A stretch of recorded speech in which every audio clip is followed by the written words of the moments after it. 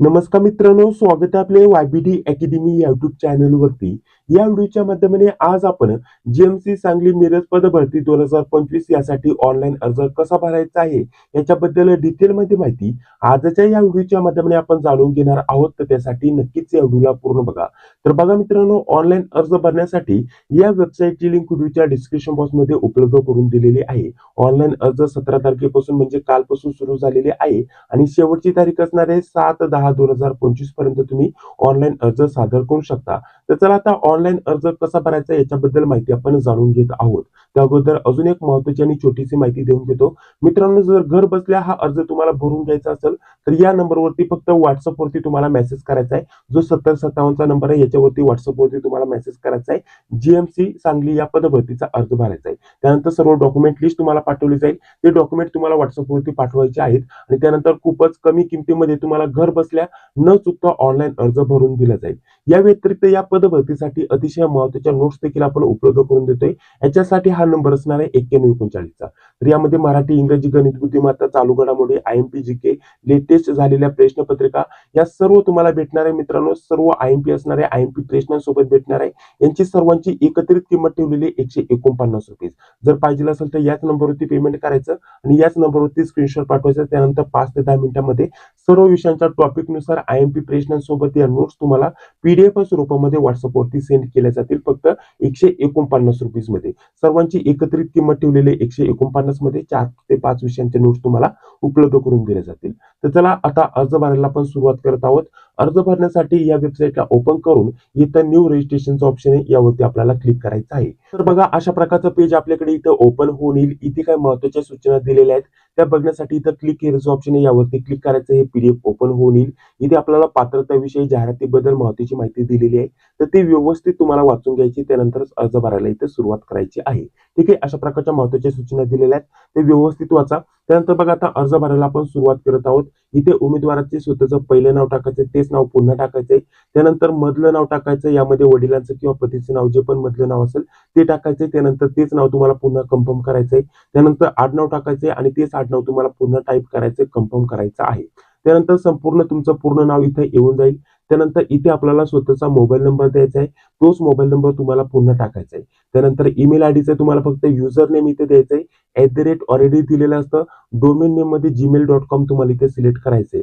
म्हणजे याचा अर्थ काय, तुमचा ईमेल कसा असतो, जसं की उदाहरणार्थ माझा ईमेल आहे ajay@gmail.com. तर अजय फक्त मी इथं मेन्शन करणार. ऑलरेडी दिलेलं असतं. gmail.com आपण सिलेक्ट केलेलं आहे. तर इथून पुढचं जे असतं अजय, ते झालं आपलं युजर नेम, तेच इथं मेन्शन करायचं आहे. कन्फर्म करायच्या वेळेस मात्र पूर्ण ईमेल टाकायचा आहे. कसा, ajay@gmail.com. या ठिकाणी संपूर्ण ईमेल तुम्हाला टाकायचं, ही गोष्ट लक्षात घ्या. त्यानंतर कॅप्चा टाकून इथं सेव्ह अँड नेक्स्ट वरती आपण क्लिक करणार. त्यानंतर बघा, अशा प्रकारचं पेज आपल्याकडे इथं ओपन होऊन येईल. इथं सर्वप्रथम आता फोटोग्राफ आणि सिग्नेचर इथं अपलोड करायचे. इथे सर्वप्रथम जर म्हटलं तर फोटोग्राफ आपल्याला इथं अपलोड करायचा, पासपोर्ट साईज फोटो. त्याचसोबत लाईव्ह फोटो देखील इथं आपल्याला अपलोड करायचा आहे. लाईव्ह फोटो अपलोड करण्यासाठी डायरेक्टली आपण एकदा हा QR कोड स्कॅन करून आपल्या मोबाईलमध्ये डायरेक्टली एक वेबसाईट ओपन होऊन येईल. त्याच्या माध्यमाने आपण आपली सेल्फी इथं अपलोड करू शकतो. किंवा या व्यतिरिक्त जर म्हटलं तर आपल्याला इथं क्लिक करायचंय. आपलं वेबकॅम इथं ओपन होऊन येईल, कॅम्प्युटरचं किंवा लॅपटॉपचं. त्यानंतर आपण इथं आपला लाईव्ह फोटो इथे कॅप्चर करून अपलोड करू शकतो. त्यानंतर आपल्याला हे अपलोड झाल्यानंतर इथे चेकबॉक्स आहे, तो टिक मार्क करायचा आहे. त्यानंतर इथे सिग्नेचर अपलोड करायची. सिग्नेचर अपलोड करण्यासाठी इथे क्लिक करायचंय आणि त्यानंतर आपल्याला सिग्नेचर अपलोड करून इथं आय कन्फर्मचं ऑप्शन आहे, यावरती क्लिक करायचं आहे. तर पटकन फोटोग्राफ आणि सिग्नेचर मी इथे अपलोड करून घेतो. फोटोग्राफ आणि सिग्नेचर याच्याविषयी ज्या पण महत्त्वाच्या सूचना आहेत किंवा गाईडलाईन्स दिलेल्या आहेत, त्या वाचू शकता. इथे आपल्याला PDFचं ऑप्शन आहे. तर यामध्ये साईज किती असायला पाहिजे, सर्व इतर महत्त्वाची माहिती दिलेली आहे. तर पटकन मी इथं फोटोग्राफ आणि सिग्नेचर अपलोड करून घेत आहे. तर बघा, passport size photo, live photo आणि सिग्नेचर मी इथं अपलोड करून सर्व चेकबॉक्स टिक मार्क करतो. खाली आल्यानंतर इथे आपल्याला सेव्ह अँड नेक्स्टचं ऑप्शन आहे किंवा नेक्स्टचं ऑप्शन इथं आपल्याला भेटतं. यावरती आता आपल्याला क्लिक करायचं आहे. त्यानंतर बघा, अशा प्रकारचं पेज आपल्याकडे इथं ओपन होऊन येईल. सर्वप्रथम कशामार्फत अर्ज भरायचा ते आपल्याला इथं सिलेक्ट करायचं असतं. तर बघा मित्रांनो, पुढे व्हिडिओ कंटिन्यू करण्याअगोदर आपल्यासाठी अतिशय महत्त्वाची माहिती देऊन घेतो. मित्रांनो, लेटेस्ट TCS IBPS पॅटर्ननुसार सर्व पदं भरण्यासाठी हे 2 पुस्तकं अतिशय महत्त्वाची असणार आहे आणि स्पेशल आता सध्या स्थितीला जर म्हटलं तर महानगरपालिकेमध्ये वेगवेगळ्या जिल्ह्यांच्या जाहिराती आलेल्या आहेत, त्यांचे पेपर व्हायचे बाकी आहेत आणि इथून पुढे जरी म्हटलं तर वेगवेगळ्या जिल्ह्यांच्या सर्व जिल्ह्यांच्या जाहिराती येणार आहे. तर त्यासाठी महानगरपालिका TCS 92 प्रश्नपत्रिका संच हे पुस्तक अतिशय महत्त्वाचं असणार आहे. त्याचसोबत नगर परिषद पदभरतीची देखील मोठी जाहिरात येणार आहे. तर त्यासाठी तुम्ही हे पुस्तक वापरू शकता. नगर परिषद 34 प्रश्नपत्रिका संच हे दोन्ही पुस्तकं मार्केटमध्ये सर्व महाराष्ट्रामध्ये उपलब्ध झालेले आहेत. दोन्ही पुस्तकं स्मार्ट स्टडी पब्लिकेशनची असणार आहेत. हे पुस्तकं तुम्ही ऑनलाईन Amazon, फ्लिपकार्ट याच्यावरतून देखील ऑर्डर करू शकता किंवा जवळच्या कोणत्याही पुस्तक स्टोअरला भेट देऊन देखील हे पुस्तकं खरेदी करू शकता. TCS IBPS पॅटर्ननुसार सर्व पदभरतींसाठी हे अतिशय उपयुक्त असणार आहे, कारण यामध्ये लेटेस्ट झालेल्या सर्व मागील प्रश्नपत्रिका तुम्हाला भेटून जातील उत्तरासोबत. ठीक आहे, तर हे दोन पुस्तकं वापरायला विसरू नका, अतिशय महत्त्वाची पुस्तकं असणार आहेत. तर चला आता पुढे व्हिडिओ आपण कंटिन्यू करत आहोत. तर यामध्ये जर म्हटलं तर सर्वप्रथम बघा आपल्याला कशामार्फत इथं अर्ज भरायचा आहे ते सिलेक्ट करायचं आहे.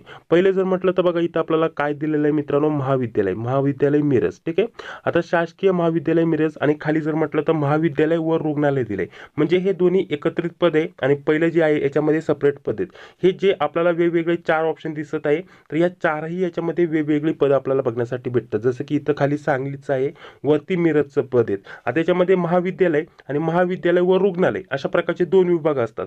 तर दोन्हींपैकी तुम्ही कोणतेही इथे निवडू शकता. जाहिरातीमध्ये त्याबद्दल डिटेलमध्ये माहिती दिली, तर त्यातील कोणत्या पदासाठी इथं अर्ज भरायचा ते आपल्याला इथं निवडायचं आहे. त्यासाठी व्यवस्थित जागा बघा. आता याच्यामध्ये जाहिरात वाचल्यानंतर आपल्याला समजून येईल कुठं किती जागा आहे आणि त्याच्यानुसार आपल्याला पदानुसार कुठं किती जागा आहे ते आपल्याला बघायचं आहे. त्यानंतर हे व्यवस्थित निवडल्यानंतर कॅटेगरी आपल्याला निवडायची आहे. ज्या पण कॅटेगरी मार्फत तुम्हाला अर्ज भरायचा ती कॅटेगरी तुम्हाला इथे निवडायची आहे. तुमची कॅटेगरी निवडल्यानंतर कन्फर्म करायचे, त्याच कॅटेगरीमधून तुम्हाला अर्ज भरायचा आहे का. त्यानंतर इथं कन्फर्म केल्यानंतर खाली यायचं आहे. खाली आपल्याला अपंगत्व याच्याबद्दल माहिती विचारली आहे. जर अपंग वगैरे असेल तर येसवरती क्लिक करायचं आहे. येसवरती क्लिक केलं तर आपल्याला प्रवर्ग निवडायचं आहे आणि कोणता प्रकार आहे ते आपल्याला निवडायचं असतं. अपंग वगैरे असेल तर येस करा, अदरवाईज नो. त्यानंतर खाली यायचं आहे. आता ही जी पण माहिती आहे मित्रांनो, तर त्याच्या संदर्भातच आपल्याला इथे विचारलेली असते. तर आपल्या कॅटेगरीनुसार जे पण आपल्याला लागू असतं तेच आपल्याला इथं विचारलं जातं. जसं की मी ST कॅटेगरी सिलेक्ट केली आहे, तर नॉन क्रिमिनल लागू नाही आहे, तर नॉन क्रिमिनलची इथं माहिती भरण्याची गरज नाही. ज्या पण कॅटेगरीला इथं लागू असेल त्यांना तिथं येस नो इथं सिलेक्ट करावं लागणार आहे मित्रांनो. ही गोष्ट लक्षात घ्या, कारण याच्यामध्ये ज्या पण कॅटेगरीनुसार जे पण सर्टिफिकेट लागू होतं तर त्याची माहिती इथं ऑटोमॅटिकली इथं हाईड असते.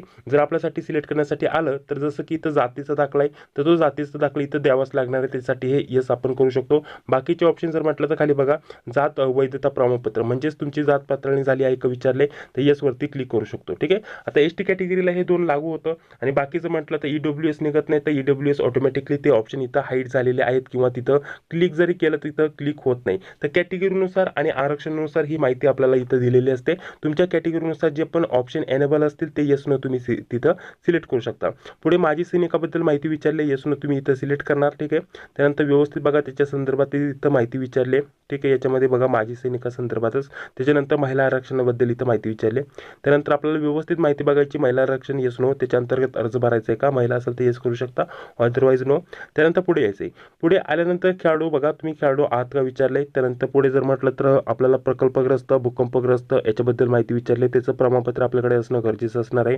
अंशकालीन, त्यानंतर पुढे बघा अशाच प्रकारचे आपल्याला अनाथ वगैरे याच्याबद्दल माहिती विचारलेली आहे. ठीक आहे, पुढे बघा महाराष्ट्राचे आदिवासी आहात का, आपण येसवरती क्लिक करणार. त्यानंतर पुढे येणार. पुढे आल्यानंतर पुढे बघा त्याच्या संदर्भात इथं माहिती विचारली. आता इथे बघा हा एक महत्त्वाचा पॉईंट आहे. इथे आपल्याला काय म्हटलेलं आहे, महाराष्ट्र व कर्नाटक सीमा भागातील जे पण 865 गाव आहेत त्याच्यामध्ये तुम्ही येत असेल तर इथं आपल्याला येस नो इथं सिलेक्ट करण्याचं ऑप्शन आहे. म्हणजे जे गावं आहेत 865 जे की महाराष्ट्रामध्ये पण गणले जातात, त्याच्यामुळे महाराष्ट्राच्या सर्व पदभरतींसाठी त्या विद्यार्थ्यांनी तिथं ऑनलाईन अर्ज भरता येतो. तर त्याच्यासाठी हे ऑप्शन दिलेलं आहे. तर तुम्ही त्या गावांमध्ये संबोधित केले असेल तर तुम्हाला तिथं ते ऑप्शन आहे ते एनेबल बघण्यासाठी भेटेल. अदरवाईज इथं आपल्याला ते डिसेबल असेल तिथं काहीच करण्याची गरज नाही. खाली फक्त आपल्याला जर म्हटलं तर सैनिकाबद्दल, सैनिक पाळले आहे का त्याच्याबद्दल माहिती विचारली आहे. तर इथे जास्त कन्फ्यूज होऊ नका, तिथे डायरेक्टली नो करा मित्रांनो, काय अडचण नाही. त्याच्यानंतर माजी सैनिक झाल्यानंतर बघा इथे हे ऑप्शन ऑटोमॅटिकली डिसेबल आहे. तुमच्याकडे एनेबल असेल तर नो करा, काय अडचण नाही. त्याच्यानंतर खाली यायचं आहे, माजी सैनिक याच्याबद्दल आपल्याला पाळले आहात का याच्याबद्दल माहिती विचारली, ती भरा. त्याच्यानंतर पुढे बघा आपल्याला पुढे जर म्हटलं तर 1900 याच्या दरम्यानमध्ये तुम्ही जनगणना कर्मचारी होता का याच्याबद्दल माहिती विचारली. त्यानंतर 1994 नंतर जनगणना कर्मचारी होता का याच्याबद्दल माहिती विचारली, येस नो तुम्ही इथे सिलेक्ट करू शकता. त्यानंतर आत्महत्याग्रस्त शेतकऱ्याचे तुम्ही पाल्य किंवा पत्नी आहात का पुढे विचारले, येस नो तुम्ही इथे सिलेक्ट करणार. त्यानंतर पुढील बघा ऑप्शन आपल्याला काय दिलेलं आहे. तर पुढे आता सर्वप्रथम धर्म आपल्याला सिलेक्ट करायचा आहे. जे पण धर्म असेल तो सिलेक्ट करणार. त्यानंतर पुढे जर म्हटलं तर आपल्याला विचारलंय आधार पडताळणीसाठी तुम्ही इथं तयार आहात का, म्हणजे आधार व्हेरिफिकेशन करण्यासाठी तयार आहात का. आता हे जे ऑप्शन आहे जवळपास सर्वच पद भरतीला इथं होत चाललेले मित्रांनो. म्हणजे आधार कार्डला जो पण मोबाईल नंबर लिंक असतो त्याच्यावरती OTP सेंड केला जातो. तुम्हाला आधार व्हेरिफिकेशन करायचं असेल सध्या या पद भरतीसाठी देखील तर तुम्ही येस करू शकता. अदरवाईज नो वरती क्लिक केलं तरी काही अडचण नाही मित्रांनो. येस नो तुम्ही कोणताही करू शकता, काही अडचण नाही. पुढे तुमचा फॉर्म व्यवस्थित सबमिट होऊन जाईल. करायचं असेल तर लगेच येस करा. आधार कार्डला जो पण मोबाईल नंबर लिंक आहे त्याच्यावरती OTP सेंड केला जातो. आधार नंबर टाकायचा आणि त्याच्यानंतर पॅन कार्ड टाकून तुम्ही आधार कार्डवरती नंबर जो आधार कार्डला मोबाईल नंबर लिंक असतो त्याचा OTP टाकून इथं सबमिट करू शकता. अदरवाईज नाही जरी केलं लगेच तुम्हाला काही व्हेरिफिकेशन करायचं नसेल, काही OTP तुमचा लिंक नसेल म्हणजे मोबाईल नंबर लिंक नसेल तर तुम्ही नो वरती क्लिक केलं तरी काही अडचण नाही. तुमच्या अर्जामध्ये कोणत्या प्रकारची प्रॉब्लेम येणार नाही. ठीक आहे. तर बघा ही माहिती टाकली, नो केलं तर काही भरलं नाही तरी चालेल, काही अडचण नाही. त्यानंतर खाली यायचे. आता आपल्याला एक्झाम सेंटर निवडायचे. आपल्या परीक्षेच्या नुसार आपल्याला जे पण जवळ एक्झाम सेंटर असेल ते 3 एक्झाम सेंटर आपण इथं निवडून घ्या. पुढे बघा आपल्याला वैयक्तिक माहिती विचारली, त्याच्यामध्ये जन्मतारीख आपल्याला भरायची, डे मंथ इयर या स्वरूपामध्ये. हे सर्व झाल्यानंतर पुढे आपल्याला लिंग मेल फिमेल जे पण असेल ते आपल्याला निवडण्याचं ऑप्शन आलेलं आहे. तर मेल फिमेल जे पण असेल ते तुम्ही इथं निवडणार. पुढे आपल्याला विचारलंय तुम्ही जुळे भावंड आहात का, असेल तर यस करा आणि त्या जुळे भावंडाचं नाव इथं मेन्शन करा. नसेल तर आपल्याला नो वरती क्लिक करायचं. ते जुळे भावंड मेल आहे का फिमेल ते देखील टाकायचं आहे. नसेल तर ऑटोमॅटिकली नो वरती क्लिक करायचं, हे ऑप्शन भरण्याची गरज नाही.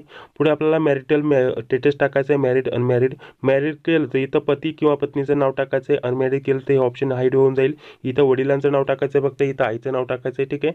त्यानंतर पुढे आपल्याला आपला स्वतःचा पत्ता द्यायचा आहे.